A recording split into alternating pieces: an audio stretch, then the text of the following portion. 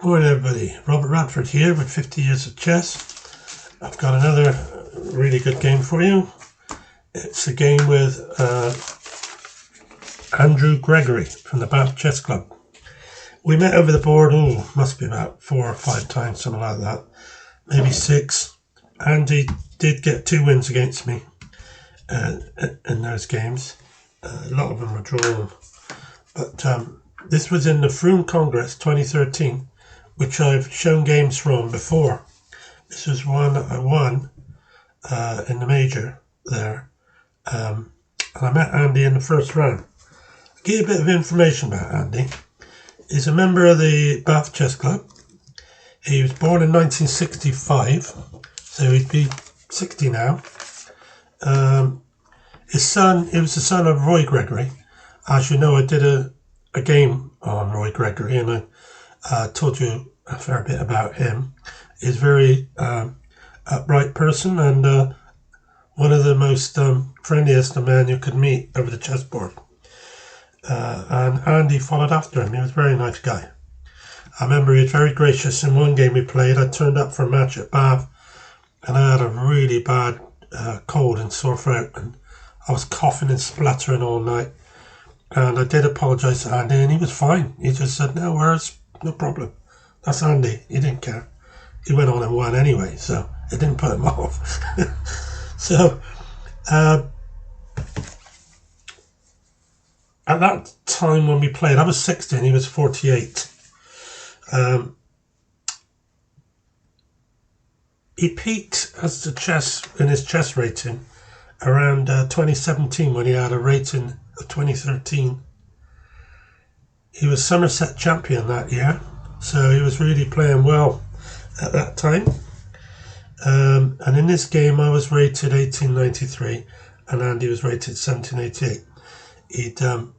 He'd missed a bit of chess, I think, due to the death of his father, and took some time out and then come back. I think that's what happened. I remember he died just before the tournament, not long before, and I told him how sorry I was to hear the death of his father. Now, this was the first game in the major section, and I was up against Andy, who I'd never beaten. So this was an important game. I was hoping not to lose, try and get something against him. I've drawn against him many times, so I was happy to play him as long as I didn't lose. So we started out with me playing white. I played knight f3, b6, g3, bishop g2, bishop g2, knight f6, castle. Now, I chose this opening because on a few times I played Andy, he liked some fianchetto his pieces, and I found it a problem at times. So I decided to play a kind of closed fianchetto game against him myself, instead of throwing the pawns forward, because they become targets in the hypermodern game. So he played e6, c4, c5, knight c3. So we're going into a kind of English opening here now. d5, cd, knight takes d. So I played knight takes knight, bishop takes knight. So far I'm doing okay. b3, chance to get my bishop out onto b2, and he castled. I wondered if he might have gone bishop f6 first, but didn't really matter, I guess. He castled, queen c2. Now, so I played rook d1 from a1. Andrew played rook c8. So my queen's in a little bit of danger. He's got knight b4, but he can also push on that pawn, and that would be a problem if he pushes the pawn on. So I went back queen b1, where the queen's safe there, and I can stay on that diagonal. Now he's played his bishop to f6, and I played e4. So I played e4 instead of swapping because there's a little bit of good favour for me. He played bishop takes, and I played pawn takes bishop in the centre. Very strong bishop there. I'd rather take that one. And he moved his bishop back to f6. And that allowed me to go d takes e and f takes e. So I've got a good situation here, because I've got an isolated pawn on d2, but Andy's also got one on e6. So that evens things out. And I was able to bring my other rook into the centre, rook f to e1, to attack this pawn. And I've gained a bit of tempo here now. Queen d6, queen e4, put more pressure on that pawn. Rook c to d8. If I look at my situation, apart from the pawn on d2, everybody's working well. The bishop, knight, two rooks, queen, and in Andy's case, he's got his two rooks, his bishop, knight, which is a bit off on a6. So I'd say I'm doing okay. There's no pieces that are unprotected, and it's an even game. So I now played queen c4, attacking the knight on a6. It's gone back knight to c7 with the thought of moving knight to d5, which is a strong place to put it if he wishes, but it also protects that pawn on e6. So I've got to open that up a little bit here because we need to get something sorted. I played d4 and he played b5. I thought this could happen, which is why I just took queen c5. Queen takes queen, pawn takes queen. So I'm a pawn up, and it's whether I can keep those three pawns connected or not. I think I can, but Andy doesn't think I can, because he's played bishop c3. I played rook e4. Then Andy's played rook f5, attacking that pawn. So I played b4 to protect it, and he immediately attacked it with the a pawn. He's really putting my pawns under pressure to try and get his pawn back, and I played a3. So he swapped pawns, and now he's doubled his rooks up, threatening to win a piece with rook takes, pawn, bishop takes, and then rook takes again, leaving me with two rooks against a rook, bishop, and knight. So I had to play rook d3, both to attack the bishop and to defend the knight. He's brought his knight in to d5. This is a strong move. Knight d5, protecting the bishop and hitting the pawn on b4, but it drops his e-pawn.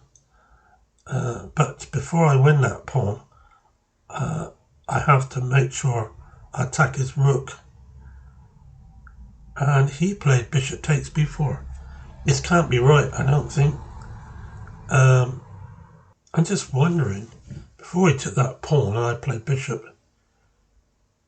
h3, if he played rook takes f3, I've got bishop takes check, bishop takes pawn d6 check, and then when Andy moves his king, I've got rook takes rook, rook takes rook, and bishop takes knight.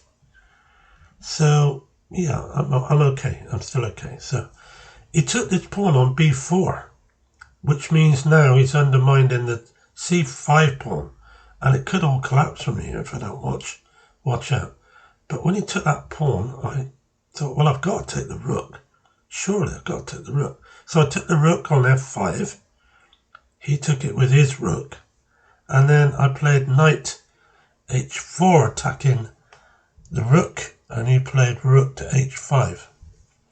So I've got this rook out of the way a bit there, and he chose to play there because he has to defend the knight if rook takes pawn, and his other bishop is under attack if the knight is lost or moved. So this is good for me. I think I've got a good position here now. So I pushed on with b6. They say when you get a pawn, past pawn, as soon as you can, start running it down that board. Get it up as far up the board as possible. and make him have to do something about it. Divert his plan away from whatever it is to try to stop that pawn. I didn't take the pawn on e6. I pushed my pawn. I prefer this.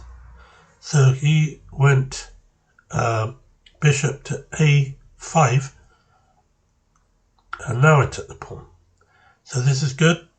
I've got 4 pawns to 3, and I'm hitting his knight, which he's defending with the rook. I've got my rook advanced to e6, and everything's going very well. Now he's pushing his own pawn to b4, and now I play rook to f3. Sneaky move, because I'm threatening mate on d8 with rook check. So he has to meet that, and he does so by playing knight back to d7. Stops me playing rook d8 check, so I moved it across slightly to d6 to try and do the same thing. So he's now gone knight to b5. I can't play rook d8 because he's got bishop takes rook. So I play rook to d7. I'm going to try and get behind the knight and the bishop and attack them when possible. He's brought his rook to g5 just to get back into the game a bit with the rook. He's protecting the g7 pawn because of rook on f to f7. Now I've moved my rook across to attack the knight on b5. He's played h6, so he's given his king a flight square, so he can't be mated on the back rank, and he can get his king to h7. So I now brought in my knight to f5.